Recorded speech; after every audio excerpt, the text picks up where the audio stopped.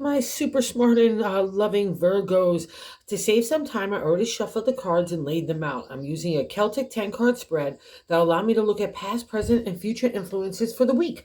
And as always, I'll be teaching the tarot through each card, so you not only receive your forecast, you start to grow your own intuitive skill sets with the relationship with the cards, because that's what this tarot, that's what this channel is all about. It's about using tarot for our betterment and our benefit. And I want you to deliver the betterment to you this week by just giving yourself a healthy dose of self-love and self-confidence.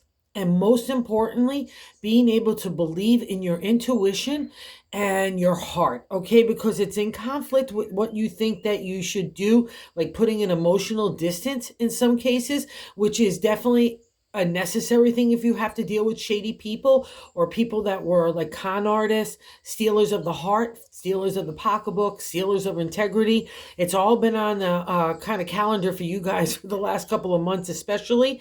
And now it's coming to a shift in a new direction. Like the breakdown has already started to happen, and you maybe still feel a little protective. And I want to kind of take down that shield because it's not necessary anymore, because you've got the smarts and the wherewithal to deal with any of those kind of conflicts that might come up, right? Especially when they tweak our ego and pride. As an earth sign, you're going to always have those kind of life lessons because you rule that domain. Intelligence, communications is also your domain. So people in challenges and having to justify and engage, and again, more conflict. Don't let that undermine anything of the heart and the spirit right now, okay? And the reason why I'm saying it is in the first card placement, the significator is the Ace of Cups.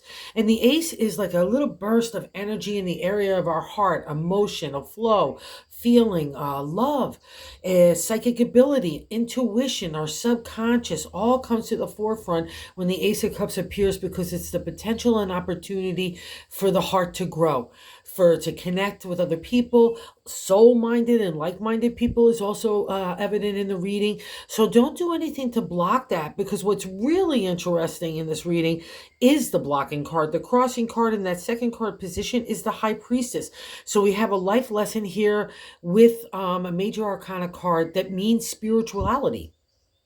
It means intuition. It means connecting with God in a unique way. It means tarot, crystals, Reiki, just seeking out answers to be connected to God in the universe, whatever your language is. So what's so interesting, because she's a crossing, she's not allowing your heart to fully realize. So I would just say this: you're not allowing your intuition and your spirit to work in conjunction to be able to move yourself forward. Like maybe you got hurt by the third card placement, the King of Wands. It's the top of the matter in the 10 card spread. I like to say God's answer. So that might give us insight as to why the High Priestess is kind of blocking your love. You know what I mean? Why is spirit blocking love? It's something's got to be spooking you out like that. All right. And I think it's this guy. The third card position, like I said, it's at top of the matter. It's God's answer to us. And the King of Wands is great in the exalted state. He's the charmer. He's sales. He's advertising, promotion, marketing, PR. He's all those dynamics of the creative when we're starting to put ourselves out there. He could be a person like that. And 9 times out of 10 for me, when he appears in a reading, that's exactly what he is. He's either a person that's very dynamic and charming, and everyone wants to know the king, but you might have a different reflection of the king. You might know that he's not emotionally there, or can't get in a deep relationship because he can't emotionally connect or commit. He might even disappear for times at a time, at matters of a time. And it doesn't matter our gender. It's just the vibe of the King of Wands. And also too, over the last couple of years in tarot for me, with the people I've been reading with, he's also appeared as not only a stealer of the heart, but the stealer of the pocketbook. So if anywhere that's a reflection of you, Virgo, just let it go. Leave those kind of thoughts of revenge and justice and everything else like that to God, because God's got a new agenda. I had to get rid of you.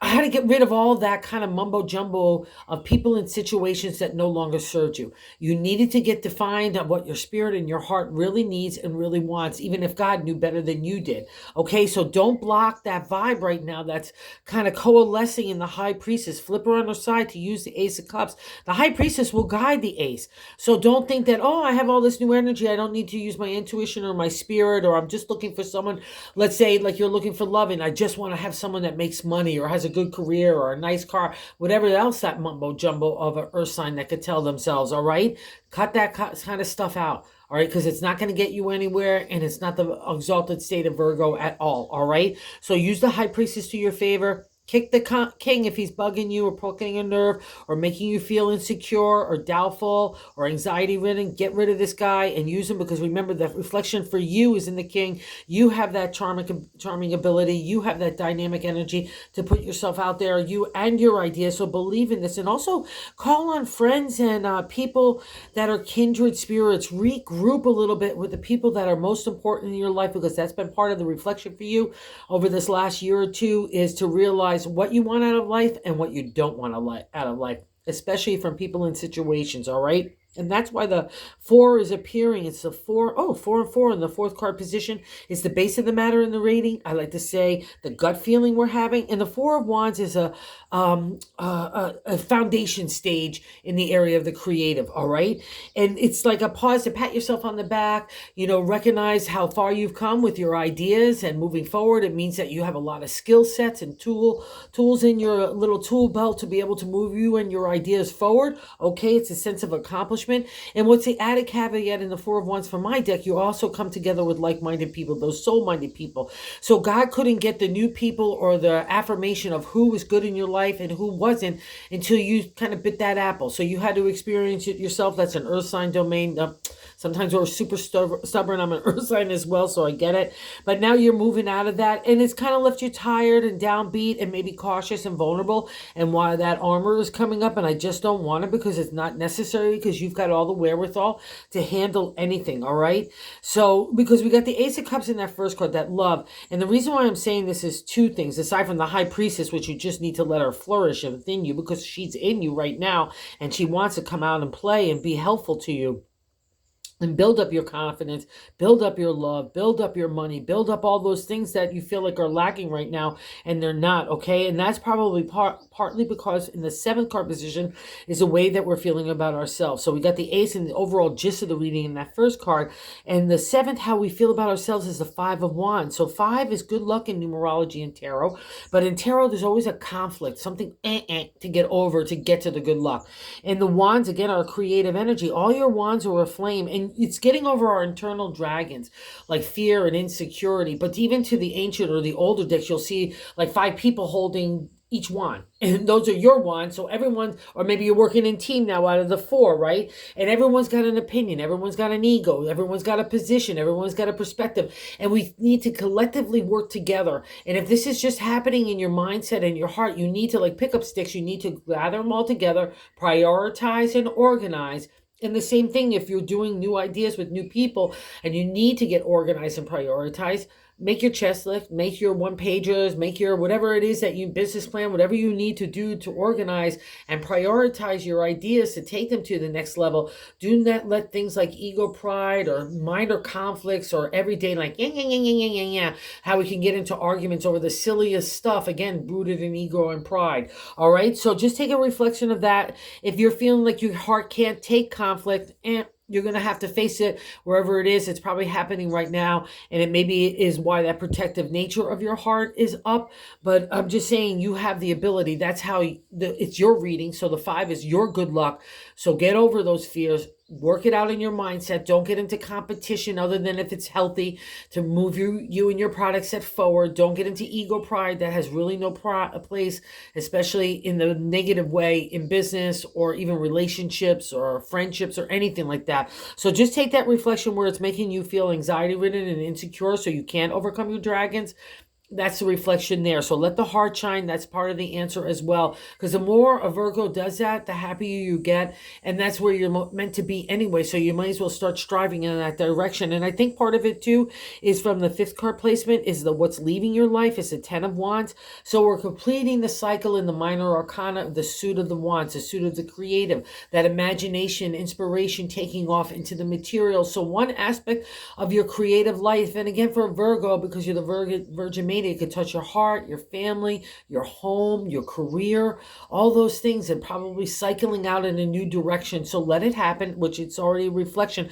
Because the thing about the 10 of Wands, if we linger too long there, even on a past accomplishment, that don't no longer serve us, or we know we're like creatively stifled, even in love, that we need to move on in a new direction or add an infusion of enthusiasm back into situations, that's the time we get crushed by the wands. So we can't linger there. And I don't think you are, which is beautiful, because in the 6 card position is what I'm seeing right now. That's what's happening in the present. And that's the Ace of Pentacles. So we have another upsurge of energy in the area of the material. So your heart and the material world is starting to like move in that new direction. It's coming, and see all the water. It's coming out of that emotional and spiritual maturity time of enlightenment, digging deep as to understanding what's going on in the material, how it affects you in the spirit, your heart, and your intellect. That's a domain of a Virgo. So these are great cards for the refresh, the potential, the opportunity. That's what the Ace is all about. And it gives you kind of dose, like a spring in your step with the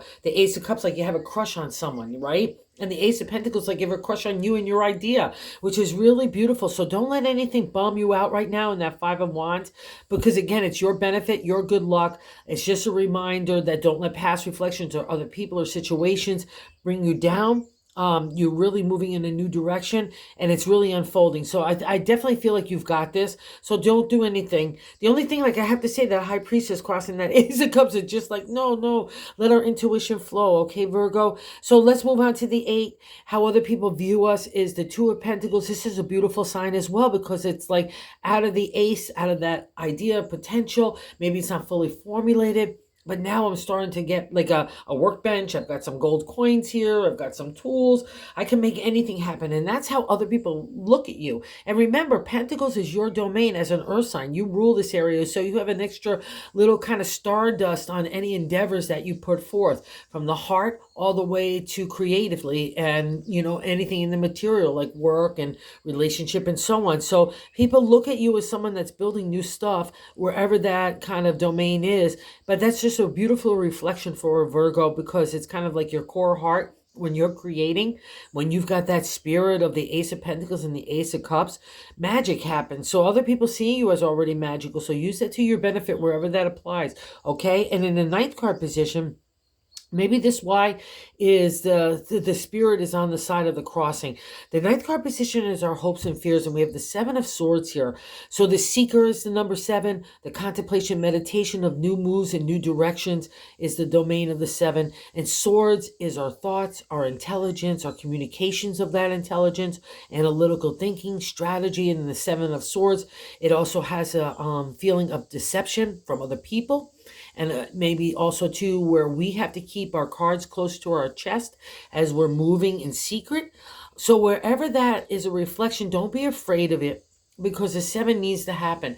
It's about your identity starting to emerge in a new way, and you're strategically using that identity to maneuver around other people and situations, if that makes sense to you. So don't be afraid of it. Use the intuition along with it. Don't just use the intellect here, because that's, you know, the real superpower that you have is your intuition when it's combined with your intellect. Okay, and I know you know this, so believe in that. So don't be afraid of it. That's a reflection, and let that crossroads stage of the 7 happen. Because if you were really happy with the way situations or people are in your life right now, you'd be sticking around. You wouldn't be at the crossroads, right? So let's have no fear. Let's focus all into the potential and the hope and the faith that's guided you through all this other stuff.